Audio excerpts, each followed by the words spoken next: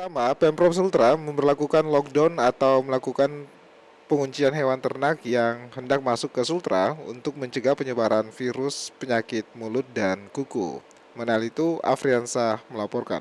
Bisa pertegas bahwa kita lockdown termasuk kawasan-kawasan atau daerah-daerah yang memang dimungkinkan dilalui melalui jalur tikus. Pemerintah Provinsi Sulawesi Tenggara memberlakukan lockdown atau melakukan penguncian hewan ternak yang hendak masuk ke Sultra untuk mencegah penyebaran virus penyakit mulut dan kuku atau PMK. Kepala Dinas Tanaman Pangan dan Peternakan Sultra, Muhammad Judul, saat memberikan arahan di salah satu lokasi peternakan di Kelurahan Waliabuku, Kota Bau-Bau, mengatakan kebijakan lockdown tersebut diberlakukan pasca dibentuknya gugus tugas penanganan PMK tingkat Pemprov Sultra tanggal 11 Juli 2022.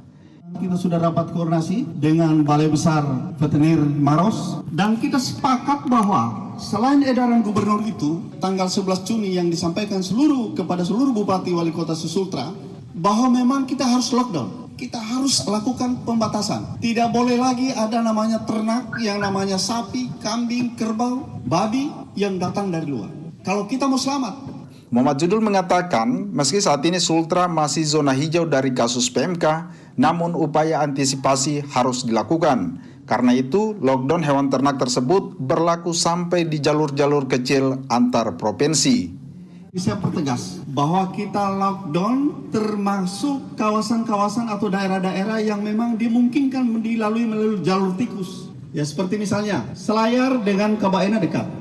Apalagi kalau kemudian naik kapal-kapal kecil, kemudian mendarat rapat di desa-desa kecil yang tidak terjangkau, kemudian masuk ternyata membawa PMK, habis kita punya ternak. Karena radiusnya untuk membawa penyakit itu jauh dan sangat cepat.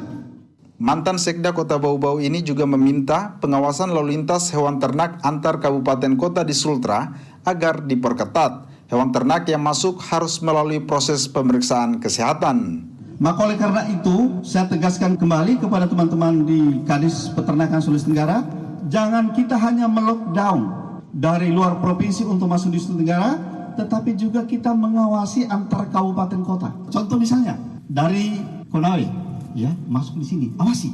Jangan dulu terima, lakukan dulu karantina. 1-2 hari, kemudian minta petugas kesehatan.